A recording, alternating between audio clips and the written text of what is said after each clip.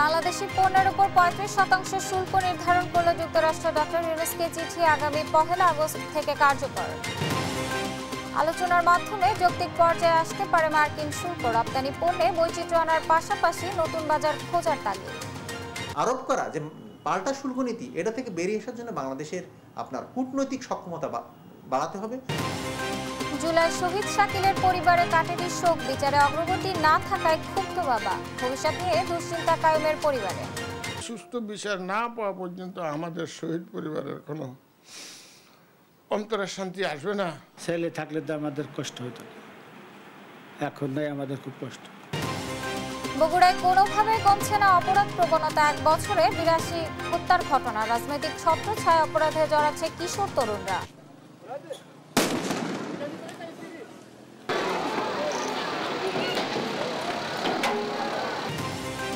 সরকার বিরোধী বিক্ষোভে উত্তাল কিনে আইন শৃঙ্খলা বাহিনীর সঙ্গে তুমুল সংঘর্ষ। পুলিশের গুলিতে নিহত 2। এবং পাল্লেকেলেতে আজ তৃতীয় ও শেষ ওয়ানডেতে মাঠে নামছে বাংলাদেশ। শ্রীলঙ্কা জয়ের ধারা অব্যাহত রেখে সিরিজ নিশ্চিত করতে চায় মিরাজরা। দেখছিলেন সংবাদ শিরোনাম। সংবাদ সকালে, সাথে আছি আমি আফ্রোদিতি মোশাররফ পার্বণ। এবার বিস্তারিত। বাংলাদেশ থেকে আমদানি করা পণ্যের উপর ৩৫% শুল্ক নির্ধারণ করলেন মার্কিন প্রেসিডেন্ট ডোনাল্ড ট্রাম্প। আগামী ১ আগস্ট থেকে এই শুল্ক কার্যকর হবে। সোমবার প্রধান উপদেষ্টা ডক্টর মোহাম্মদ ইউনূসকে এ তথ্য জানিয়ে লেখা চিঠিটি নিজের সামাজিক যোগাযোগ মাধ্যম ট্রুথ সোশ্যালে শেয়ার করেন তিনি। চিঠিতে বলা হয়েছে, বাংলাদেশের শুল্ক ও অশুল্ক বাণিজ্য বাধাগুলো দীর্ঘদিন ধরে যুক্তরাষ্ট্রের সঙ্গে বাণিজ্য ঘাটতির কারণ হয়ে দাঁড়িয়েছে। এই অসামঞ্জস্যপূর্ণ বাণিজ্য সম্পর্ক ঠিক করতেই নতুন শুল্ক নির্ধারণ করা হয়েছে। কোনো পণ্য উচ্চ শুল্ক এড়াতে তৃতীয় দেশ দিয়ে পাঠালে যুক্তরাষ্ট্র সেই পণ্যের ওপর আরও বেশি শুল্ক আদায় করবে। চিঠিতে আরও বলা হয়েছে, বাংলাদেশ যদি এই শুল্কের বিরুদ্ধে পাল্টা কোনো ব্যবস্থা নেয় তাহলে শুল্ক আরও বাড়ানোর হুমকি দিয়েছেন ট্রাম্প। এর আগে গেল ৩ এপ্রিল বিশ্বের বিভিন্ন দেশের ওপর পাল্টা শুল্ক আরোপ করেছিলেন ট্রাম্প। সে সময় বাংলাদেশি পণ্যের ওপর ৩৭% শুল্ক আরোপ করা হয়েছিল। গেল বছরের জুলাই আন্দোলনের সামনের সারিতে নেতৃত্ব দেয়া শাকিলের জীবন প্রদীপ নিভে যায় একটি মাত্র বুলেটে। 18 জুলাই উত্তরার বিএসএস সেন্টারের সামনে গুলিবিদ্ধ হয়ে সেখানেই শহীদ হন বেসরকারি বিশ্ববিদ্যালয় বানারস ইউনিভার্সিটির বিবিএ শিক্ষার্থী শাকিল পারভেজ। মরেও অমর হওয়ার বাসনা ছিল শাকিলের, অবশেষে তাই পূর্ণ হলো। 17 বছরের স্বৈরাচার বিদায়ের সংগ্রামে সন্তানের ত্যাগে গর্বিত পিতা বেলায়েত হোসেন। তবে সন্তান হত্যার বিচারে কোনো অগ্রগতি না হয় ক্ষুব্ধ তিনি। হাসান আল মাহমুদের রিপোর্ট।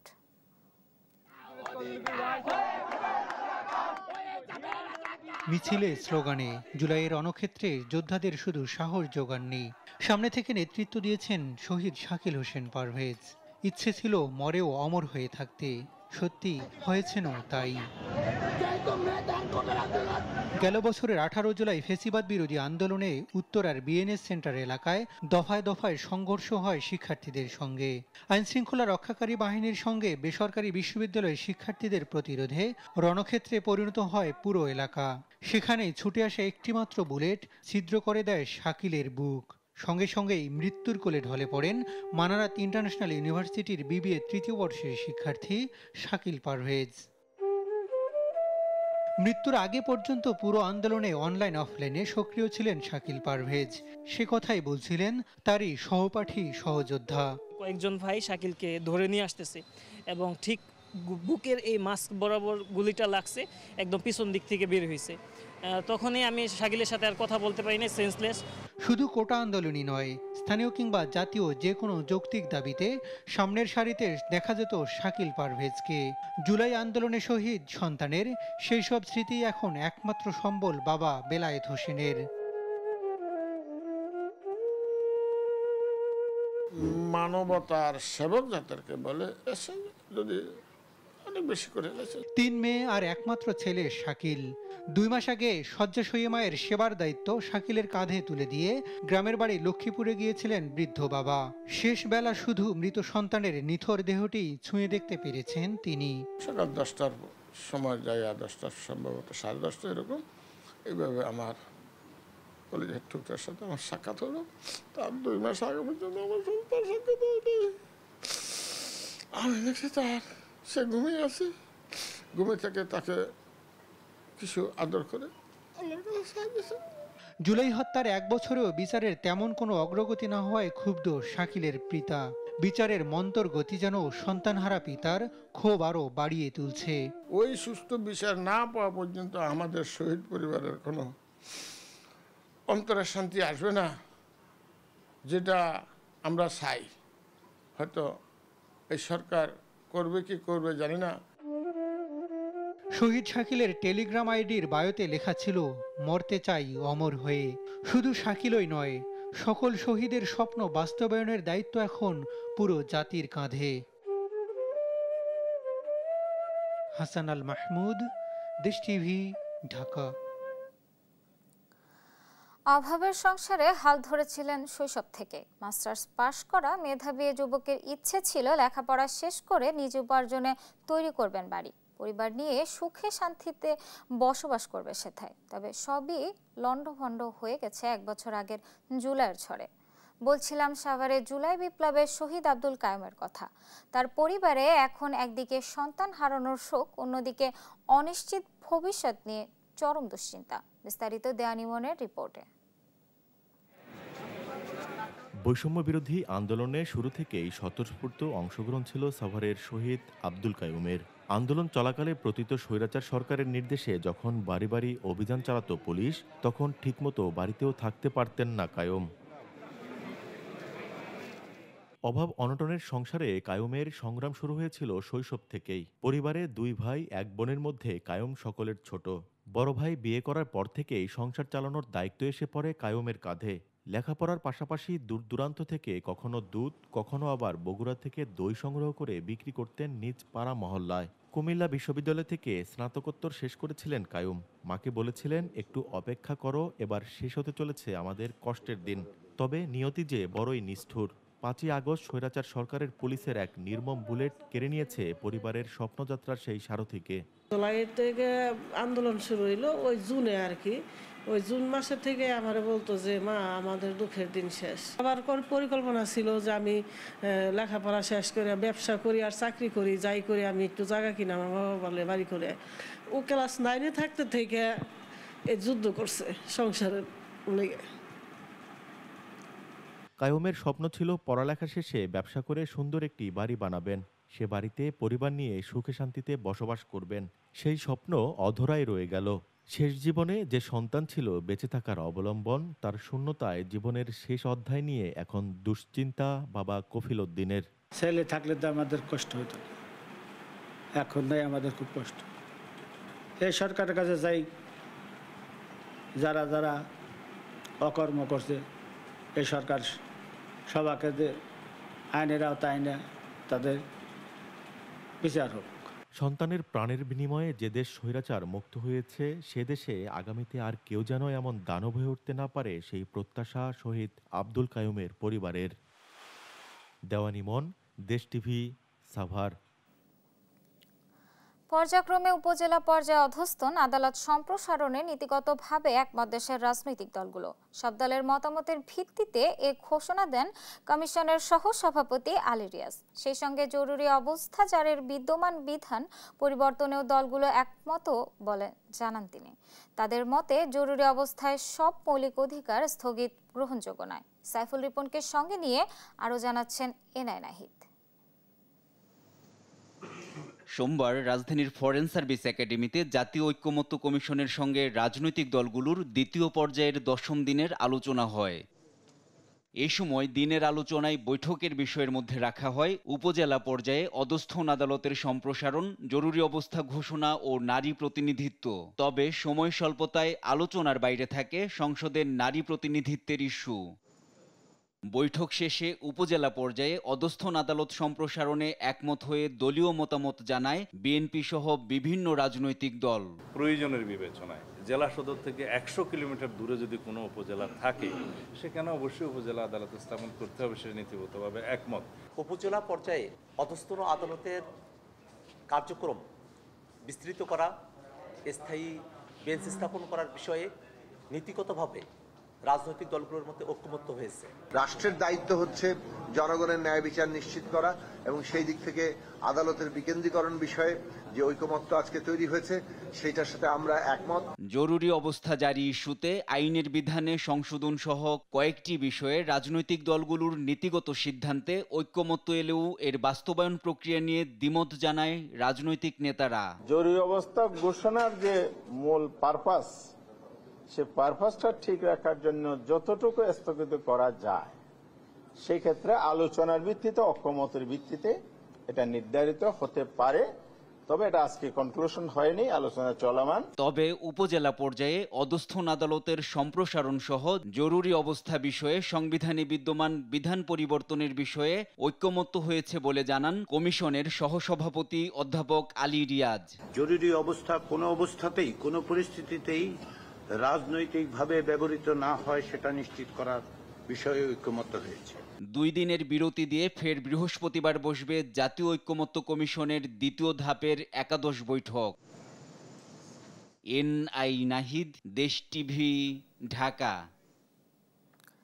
ফেব্রুয়ারির মধ্যে সরকার নির্বাচন দেবে বলে আশাবাদী বিএনপি। দলটির মহাসচিব মির্জা ফখরুল ইসলাম আলমগীর বলেন, ভোটের যত বেশি দেরি হবে দেশে ততই অস্থিরতা বাড়বে। সোমবার বিকেলে সিলেটের শহীদ পরিবারের সম্মাননা অনুষ্ঠানে এসব কথা বলেন তিনি। সহকর্মী খালেদ আহমেদের তথ্য ছবিতে জানাচ্ছেন আপন অপু। নেতাকর্মীদের সঙ্গে নিয়ে সিলেটে হযরত শাহজালালের মাজার জিয়ারত করেছেন বিএনপি মহাসচিব মির্জা ফখরুল ইসলাম আলমগীর। সোমবার সকালে জিয়ারত শেষে কথা বলেন সাংবাদিকদের সঙ্গে। আগামী ফেব্রুয়ারিতে নির্বাচনের মাধ্যমে দেশ সঠিক পথে উঠবে এবং জনগণের আকাঙ্ক্ষার প্রতিফলন ঘটবে বলে আশা করেন তিনি। ফেব্রুয়ারিতে নির্বাচনের একটা মোটামুটি আলোচনা হয়েছে। আমরা সবাই আশাবাদী যে এই নির্বাচনের মধ্য দিয়ে দেশ জাতি গণতন্ত্রে ফিরে যাবে এবং জনগণের যে গণতান্ত্রিক অধিকার সেটা প্রতিষ্ঠিত হবে এবং যেটাকে আমরা বলি যে রাইট ট্র্যাকে দেশ উঠবে বলে আমরা বিশ্বাস করি। পরে নগরীর পাঠানটুলায় বিএনপি চেয়ারপারসন বেগম খালেদা জিয়ার রোগ মুক্তি কামনায় দোয়া মাহফিলে অংশ নেন তিনি। নতুন বাংলাদেশ গড়তে সবাইকে ঐক্যবদ্ধ থাকার আহ্বান জানান। আর সুষ্ঠু নির্বাচন নিয়ে শঙ্কা প্রকাশ করেন দলটির স্থায়ী কমিটির সদস্য মির্জা আব্বাস। প্রশাসনের বিভিন্ন স্তরে এখন পর্যন্ত শেখ হাসিনার লোকেরা রয়ে গেছে যারা এখন পর্যন্ত ষড়যন্ত্র, যারা চাচ্ছে না যে বাংলাদেশে একটি সুষ্ঠু নির্বাচন হোক। স্বপ্নটা আমাদের কাছে, সেই স্বপ্ন হচ্ছে যে আমরা একটা নতুন বাংলাদেশ করবো যেখানে এই সম্ভব। আমি আজকে আপনাদের কাছে আবেদন জানাতে চাই, আসুন আমাদের বিরুদ্ধে যেন খারাপ কথা কেউ বলতে না পারে, আমাদের দিকে আঙ্গুলটাকে কেউ যেন না বলে যে আমরা খারাপ কাজ করছি, কারো জমি দখল করেছি, ব্যবসা দখল করেছি, চাঁদাবাজি করেছি, এই কথা যেন কেউ বলতে না পারে। বিকেলে নগরীর একটি অভিজাত হোটেলে জুলাই বিপ্লবের শহীদদের শ্রদ্ধা ও তাদের পরিবারকে সম্মাননার আয়োজন হয়। সেখানে মির্জা ফখরুল দ্রুত নির্বাচন আয়োজনের তাগিদ দেন অন্তর্বর্তী সরকারকে। অনুষ্ঠানে বিএনপি মহাসচিবের সঙ্গে অংশ নেন কেন্দ্রীয় নেতারাও। আপন অপু, নিউজ ডেস্ক, দেশ টিভি। নির্বাচনের পরিবেশ নিয়ে সংশয় জানিয়ে জামায়াতের ইসলামী সেক্রেটারি জেনারেল মিয়া গোলাম পরোয়ার বলেছেন, এখনো সবার জন্য লেভেল প্লেইং ফিল্ড তৈরি হয়নি। সোমবার সকালে 19 জুলাই জামায়াতের জাতীয় সমাবেশ উপলক্ষে সোহরাওয়ার্দী উদ্যানে সভার প্রস্তুতি পরিদর্শন শেষে একথা বলেন তিনি। জানান, নির্বাচন পেছানোর কোনো দাবি করেনি জামায়াত। নির্বাচনের আগে প্রয়োজনীয় সংস্কারের কথা বলেছে। চলতি মাসে জুলাই সনদ ঘোষণা করতে সরকারের প্রতি জোর দাবি জানান তিনি। এছাড়া 19 জুলাইয়ের জনসভা সফল করতে আইনশৃঙ্খলা বাহিনীর সহযোগিতাও চেয়েছেন গোলাম পরোয়ার।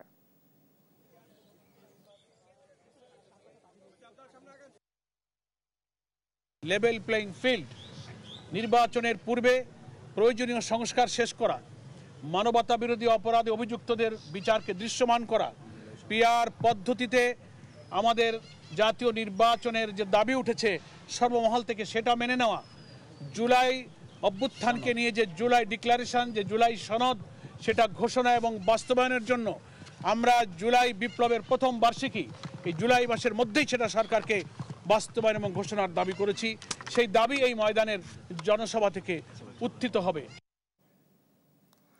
গণ অভ্যুত্থানের পর রাজনৈতিক দলগুলো জনগণের সঙ্গে বিশ্বাসঘাতকতা করেছে বলে অভিযোগ করেছেন জাতীয় নাগরিক পার্টি এনসিপির আহ্বায়ক নাহিদ ইসলাম। সোমবার রাতে পাবনার শহীদ চত্বরে এনসিপির জুলাই পদযাত্রার পথসভায় তিনি মন্তব্য করেন। বলেন, এই প্রজন্ম ফ্যাসিস্ট হাসিনাকে হটিয়েছে, অথচ রাজনৈতিক দলগুলো তাকে সরাতে ভয় পেয়েছে। তারা গণ অভ্যুত্থানের চেতনাকে ছুঁড়ে ফেলেছে, করেছে জনগণের সঙ্গে প্রতারণা। বলেন, প্রথম থেকেই বলে এসেছি, মিডিয়া, পুলিশ, আমলাতন্ত্র এবং সংবিধানের মৌলিক সংস্কার ছাড়া নতুন বাংলাদেশ সম্ভব নয়। স্কুল কলেজের দেয়ালে আঁকা ছাত্রদের গ্রাফিতেই ভবিষ্যতের সংবিধানের ইশারা রয়েছে। নাহিদ ইসলাম জানান, আগামী ৩ আগস্ট নতুন সংবিধান ও বিচার সংস্কারের দাবি তুলে একটি ঐতিহাসিক প্রস্তাব জাতির সামনে উপস্থাপন করবে এনসিপি।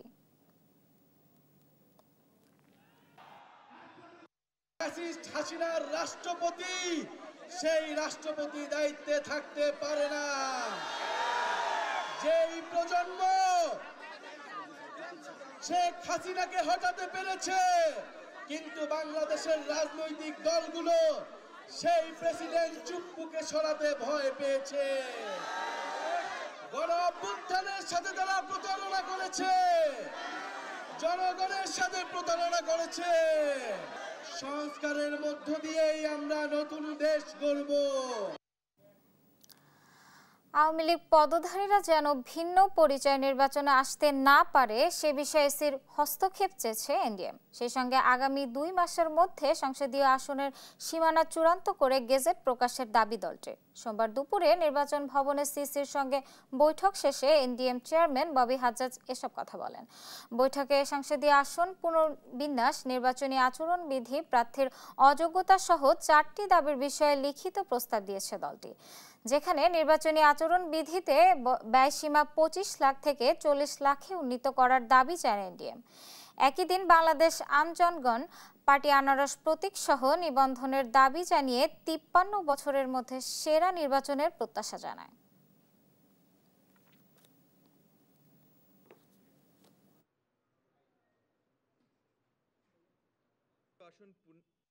ছিলেন মানে বড় নেতা, অফিস হোল্ডিং লিখিত আকারে অফিসিয়াল যে বড় নেতারা ছিলেন, তারা যেন দলের নাম লুকিয়ে আলাদাভাবে নির্বাচন প্রসেসে না আসতে না পারেন, স্বতন্ত্র হিসেবে বা অন্য কোনো দলের অংশ হয়ে না আসতে পারেন। যে লাখ টাকায় আসলে নির্বাচনী খরচ কেউ সীমিত রাখে না। দলের একটা প্রতীকের আহ্বান করেছি, আনারস মার্কা, এবং আমরা আগামী নির্বাচনে প্রস্তুতি নিচ্ছি। আমরা একটা নির্বাচন মুখর পরিবেশ সৃষ্টি দেখতে চাই, এবং আমরা বলেছি আমরা নতুন প্রজন্মের মাধ্যমে এই দেশের একটা নেতৃত্ব সৃষ্টি করতে চাই। দেশের 7 জেলার ওপর দিয়ে দুপুর 1টার মধ্যে সর্বোচ্চ 60 কিলোমিটার বেগে ঝড়ের আভাস দিয়েছে আবহাওয়া অধিদপ্তর। একই সঙ্গে বজ্রসহ বৃষ্টিও হতে পারে বলে জানানো হয়েছে। মঙ্গলবার দুপুর 1টা পর্যন্ত দেশের অভ্যন্তরীণ নদীবন্দরগুলোর জন্য দেয়া আবহাওয়ার পূর্বাভাসে এ তথ্য জানানো হয়েছে। এতে বলা হয়েছে, খুলনা, বরিশাল, পটুয়াখালী, কুমিল্লা, নোয়াখালী, চট্টগ্রাম ও কক্সবাজার অঞ্চলের ওপর দিয়ে দক্ষিণ অথবা দক্ষিণ পূর্ব দিক থেকে ঘন্টায় 45 থেকে 60 কিলোমিটার বেগে অস্থায়ী দমকা ও ঝোড়ো হাওয়া সহ বৃষ্টি ও বজ্রসহ বৃষ্টি হতে পারে।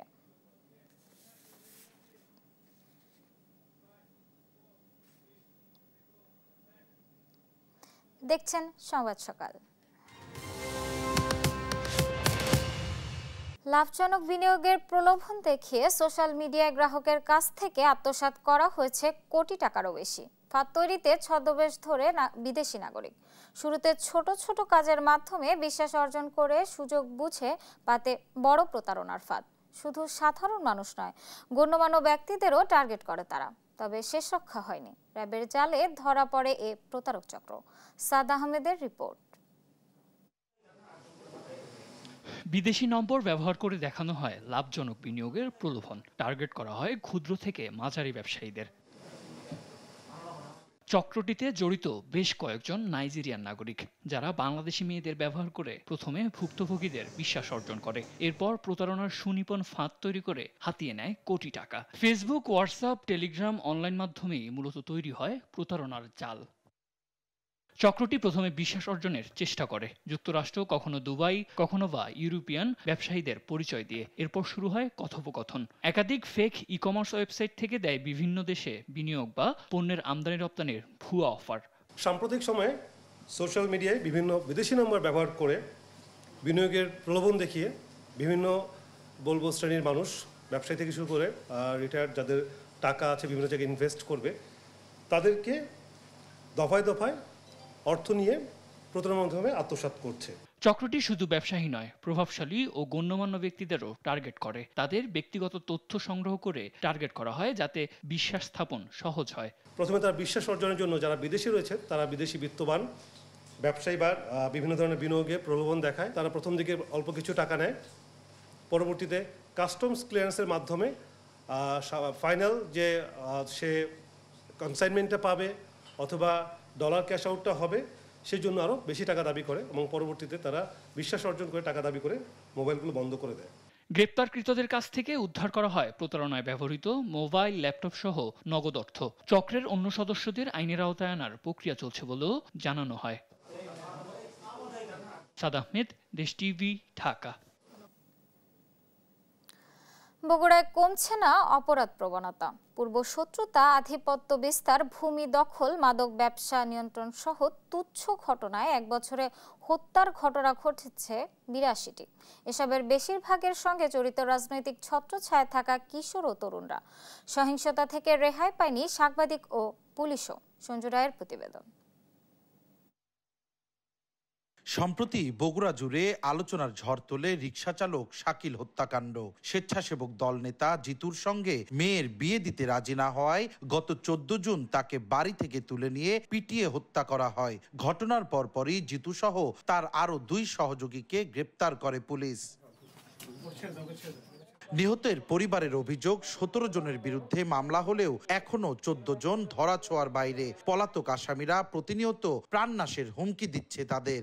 ছেলে একটা সংসারে হাল আসলো, তাকে মারে ফেলে দিছে, আমি তার বিচার চাই। আমার ভাইকে হত্যা করার পরেও ওদের সাহস কিভাবে হয় আমাদেরকে এইভাবে হুমকি দেওয়ার? এরা জিতুর থেকে 3 ডবল।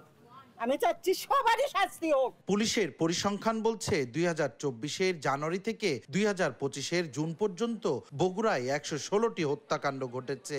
জুলাই ও আগস্টে 30টি হত্যাকাণ্ড এবং গেল 10 মাসে জেলায় হত্যাকাণ্ড ঘটেছে আরো 52টি।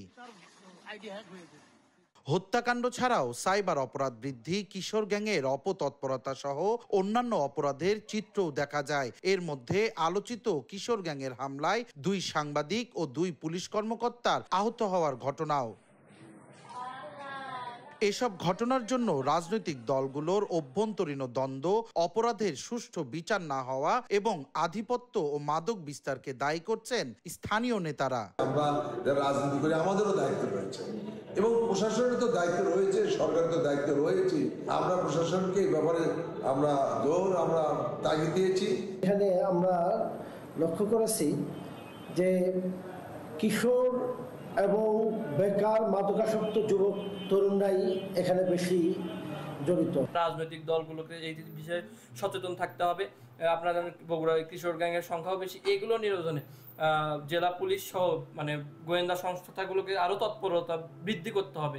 পুলিশ বলছে প্রতিটি ঘটনায় তদন্তের মাধ্যমে অপরাধীদের আইনের আওতায় আনা হচ্ছে, বাড়ানো হয়েছে গোয়েন্দা তৎপরতাও। আর আদালত সংশ্লিষ্টরা বলছেন হত্যা মামলায় বগুড়ায় কোনো আসামিকে সহজে জামিন দেয়া হচ্ছে না। আইন শৃঙ্খলার যে এই যে অবনতিটা ঘটছে সে জায়গাটায় আমরা চেষ্টা করেছি যাতে তারা জামিন না পায়। ঘটনা ঘটার পরে দ্রুততম সময়ের মধ্যে মামলা ইনভেস্টিগেশনটা আমরা খুব তাড়াতাড়ি শেষ করি এবং আসামি গ্রেপ্তার কিন্তু ঘটনার পর প্রত্যেকটা ঘটনা ঘটছে। এর আগে 2023 সালে বগুড়া জেলায় 87টি আর 2022 সালে হত্যাকাণ্ড হয়েছিল 89টি। সঞ্জু রায়, দেশ টিভি, বগুড়া।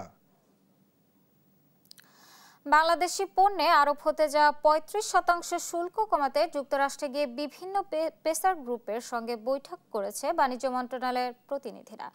এরই মাধ্যমে যৌক্তিক সমাধানের আশা করেছেন তারা। অর্থনীতিবিদ মোহাম্মদ মাজেদুল হক মনে করেছেন ভিয়েতনামের মতো সমঝোতার কৌশল অবলম্বন করলে বাংলাদেশও এই সংকট কাটিয়ে উঠতে পারবে। পাশাপাশি রপ্তানি বাড়াতে নতুন নতুন বাজার খুঁজতে হবে। মোহাম্মদ আলাউদ্দিনের সহায়তায় ফাহিম ইউসুফের রিপোর্ট। বাংলাদেশি পণ্য যুক্তরাষ্ট্রের বাজারে প্রবেশ করতে শুল্ক দিতে হতো 15%, তবে আগামী 1 আগস্ট থেকে কার্যকর হবে আরও 35% শুল্ক। সোমবার প্রধান উপদেষ্টাকে এ তথ্য জানিয়ে চিঠি দেন মার্কিন প্রেসিডেন্ট। গত ৩ এপ্রিল বিশ্বের বিভিন্ন দেশের ওপর পাল্টা শুল্ক আরোপ করেছিলেন ট্রাম্প। সে সময় বাংলাদেশি পণ্যের ওপর আরোপ করা হয় ৩৭% শুল্ক, যা তৈরি পোশাক খাত সহ বাংলাদেশি রপ্তানিকারকদের গলার কাটা হয়ে দাঁড়ায়। পরে অবশ্য ডক্টর মোহাম্মদ ইউনূসের অনুরোধে ৩ মাসের জন্য অতিরিক্ত শুল্ক স্থগিত করেন ট্রাম্প। বাংলাদেশি পণ্যে শুল্ক কমাতে ওয়াশিংটনের সঙ্গে আলোচনা করছে ঢাকা। ওয়াশিংটনে অবস্থান করছেন অন্তর্বর্তী সরকারের জাতীয় নিরাপত্তা উপদেষ্টা ও বাণিজ্য উপদেষ্টা সহ শীর্ষ কর্মকর্তারা। বুধবার মার্কিন বাণিজ্য প্রতিনিধির সঙ্গে বাংলাদেশের দ্বিতীয় দফায় বৈঠকের কথা রয়েছে। বৈঠক থেকে শুল্ক নিয়ে ভালো ফল পাওয়ার আশা ঢাকার। যুক্তরাষ্ট্রের পণ্যের জন্য বাংলাদেশের শুল্ক হার অনেক বেশি দাবি করে ট্রাম্প পাল্টা শুল্ক বসান। এজন্য তাদের পণ্যে শুল্ক কমালে এ সমস্যার সমাধান হতে পারে বলে মনে করেন অর্থনীতিবিদ মাজেদুল হক। বাংলাদেশের অর্থনীতির ক্ষেত্রে যারা প্রতিদ্বন্দ্বী, ভিয়েতনাম বলেন, থাইল্যান্ড বলেন, লাওস বলেন, তারা যদি সফলভাবে মার্কিন যুক্তরাষ্ট্রের সাথে পাল্টা শুল্ক নীতির বিষয়ে যদি আপনার আলোচনা করে ফলপ্রসূ রেজাল্ট পায়, ফলাফল পায়, তাহলে কিন্তু বাংলাদেশ অনেক পিছিয়ে যাবে। এজন্য আপনার ট্রাম্প প্রশাসনের আরোপ করা যে পাল্টা শুল্ক নীতি, এটা থেকে বেরিয়ে আসার জন্য বাংলাদেশের আপনার কূটনৈতিক সক্ষমতা বাড়াতে হবে। এ ধরনের সংকট মোকাবেলায় রপ্তানিতে বৈচিত্র্য আনার পাশাপাশি বিশ্বে নতুন নতুন বাজার খোঁজার আহ্বানও জানান তিনি। সারা পৃথিবীতে বাজার খুঁজতে হবে, নতুন নতুন বাজার খুঁজতে হবে, নতুন নতুন আপনার রপ্তানি গন্তব্য খুঁজে বের করতে হবে, আপনার রপ্তানি পণ্য বৈচিত্র্য আনতে হবে। ব্যবসায়ীদের আতঙ্কিত না হওয়ার পাশাপাশি দেশের রপ্তানি খাতের অগ্রযাত্রায় সরকারকে দ্রুত উদ্যোগ নেয়ার আহ্বানও জানান এই অর্থনীতিবিদ। ফাহিম ইউসুফ, দেশ টিভি, ঢাকা। দেখছেন সংবাদ সকাল। আত্মহত্যা করেছেন রাশিয়ার সাবেক পরিবহন মন্ত্রী রোমান স্টারোভয়েড। রাশিয়ার প্রেসিডেন্ট ভ্লাদিমির পুতিন মন্ত্রীকে চাকরি থেকে বরখাস্তের কয়েক ঘন্টার মধ্যেই আত্মহত্যা করেন বলে জানিয়েছেন সংশ্লিষ্ট কর্মকর্তারা। রাশিয়ার তদন্ত কমিটি জানিয়েছে স্টারোভয়েডের মৃতদেহ একটি গাড়ির ভেতরে গুলিবিদ্ধ অবস্থায় পাওয়া যায়। সোমবার বরখাস্তের ঘোষণাপত্রটি ক্রেমলিনের অফিসিয়াল ওয়েবসাইটে প্রকাশিত হয়। ক্রেমলিন মুখপাত্র দিমিত্রি পেসকভ জানান, বিশ্বাসের ঘাটতির কারণে চাকরিচ্যুত হয়েছেন পরিবহন মন্ত্রী। Russian federal agency for air transport জানিয়েছে, বহিরাগত হস্তক্ষেপের কারণে সোমবার পর্যন্ত 485টি ফ্লাইট বাতিল ও 1900 ফ্লাইট বিলম্বিত হয়েছে। এমন ঘটনার মধ্যেই বরখাস্ত হন রোমান স্টারোভয়েড। কেনিয়ায় শুরু হয়েছে সরকার বিরোধী বিক্ষোভ। এ সময় পুলিশের গুলিতে নিহত হয়েছেন 2 জন। ঐতিহাসিক সাবাসাবা বিক্ষোভের 35তম বার্ষিকী পালনে বিক্ষোভ করে তরুণ সমাজ। আন্দোলনে পুলিশের সঙ্গে শুরু হয় সংঘর্ষ। ফাতেমা তাসনিমের রিপোর্ট। একদলীয় শাসন ব্যবস্থার বিরুদ্ধে কেনিয়ার ঐতিহাসিক সাবাসাবা বিক্ষোভের 35তম বার্ষিকী উপলক্ষে দেশ জুড়ে শুরু হয়েছে বিক্ষোভ। এ সময় আন্দোলনকারীদের উপর টিয়ার গ্যাস ও জল কামান ছোড়ে পুলিশ। এমনকি পুলিশের গুলিতে নিহত হয়েছেন কয়েকজন। 1990 সালে 7 জুলাই তৎকালীন প্রেসিডেন্ট ড্যানিয়েল আরাপ মোয়ের বিরোধীরা দেশকে বহুদলীয় গণতন্ত্রে রূপান্তরে আন্দোলন শুরু করে। এরপর থেকেই সাবাসাবা বিক্ষোভ কেনিয়ার গণতান্ত্রিক স্বাধীনতার প্রতীক হয়ে ওঠে। দিনটির স্মরণে প্রতি বছর আন্দোলন হয় দেশটিতে। কেনিয়ার চলমান আন্দোলনের সূচনা গেল বছর জুনে কর বিরোধী বিক্ষোভ থেকে, যা এখন রূপ নিয়েছে সরকার বিরোধী বিক্ষোভে। সোমবার বিক্ষোভের ডাক দেয় তরুণ জেনজি সমাজ। সুশাসন, জবাবদিহিতা ও পুলিশের বর্বরতার ন্যায় বিচারের দাবিতে গেল বছর থেকে আন্দোলন অব্যাহত রেখেছে তারা। আমরা সন্ধ্যা পর্যন্ত এখানেই ক্যাম্প করব। সবচেয়ে গুরুত্বপূর্ণ বিষয় হলো আমরা শান্তিপূর্ণভাবে প্রতিবাদ করব। রাজধানী নাইরোবিতে বন্ধ করে দেয়া হয় প্রধান সড়ক। বিক্ষোভকারীরা পুলিশের বেষ্টনী ভেঙে সড়কে আগুন ধরিয়ে দিলে সংঘর্ষ শুরু হয়। রাষ্ট্রপতি ভবন, স্টেট হাউস ও কেনিয়ার সংসদ সহ গুরুত্বপূর্ণ সরকারি স্থানের প্রবেশপথ বন্ধ করে দেয় পুলিশ। এটা আমাদের দেশ। আমরা যদি এটি ধ্বংস করি তাহলে সকলেই ক্ষতিগ্রস্ত হব। পুলিশের ভাবা উচিত, দেশ ধ্বংস হলে তারা ও তাদের পরিবার নিরাপদে থাকবে না। গেল মাসে পুলিশের হেফাজতে এক ব্লগারের মৃত্যুকে কেন্দ্র করে বিক্ষোভ নতুন মাত্রা যুক্ত হয়। কেনিয়া জাতীয় মানবাধিকার কমিশন জানিয়েছে, দেশব্যাপী বিক্ষোভে জুনে 19 জন নিহত হয়েছেন। ফাতেমা তাসনিম, নিউজ ডেস্ক, দেশ টিভি। যুক্তরাষ্ট্রের টেক্সাসে ভয়াবহ বন্যায় মৃতের সংখ্যা 100 ছাড়িয়েছে। উদ্ধারকারীরা পানির প্রবাহে ভেসে যাওয়া লোকজনকে উদ্ধারের চেষ্টা চালিয়ে যাচ্ছেন। গেল শুক্রবার অঙ্গরাজ্যের স্যান অ্যান্টনিও শহরে তুমুল বৃষ্টির কারণে গুয়াদালুপ নদীর পানি বেড়ে এ বন্যা হয়। এতে কের কাউন্টির নদী তীরবর্তী গ্রীষ্মকালীন ক্যাম্প মিস্টিক প্লাবিত হয়। বন্যায় ক্যাম্পে অংশ নেওয়া অন্তত 27 জন মেয়ে ও তত্ত্বাবধায়ক মারা যায়। আবহাওয়াবিদরা বন্যা আরও হতে পারে বলে সতর্ক করেছেন এবং মৃতের সংখ্যা আরও বাড়ার আশঙ্কা করেছেন। এদিকে ভেজা মাটির ওপর অব্যাহত বৃষ্টিপাতের কারণে উদ্ধার কাজ কঠিন হয়ে পড়েছে। হোয়াইট হাউস জানিয়েছে মার্কিন প্রেসিডেন্ট ডোনাল্ড ট্রাম্প আগামী শুক্রবার টেক্সাস সফর করার পরিকল্পনা করছেন। আবহাওয়া সংস্থার বাজেট কাটছাঁটের কারণে সতর্কতা ব্যবস্থা দুর্বল হয়েছে বলে সমালোচকেরা যে অভিযোগ তুলেছেন তার কঠোর সমালোচনা করেছে হোয়াইট হাউস।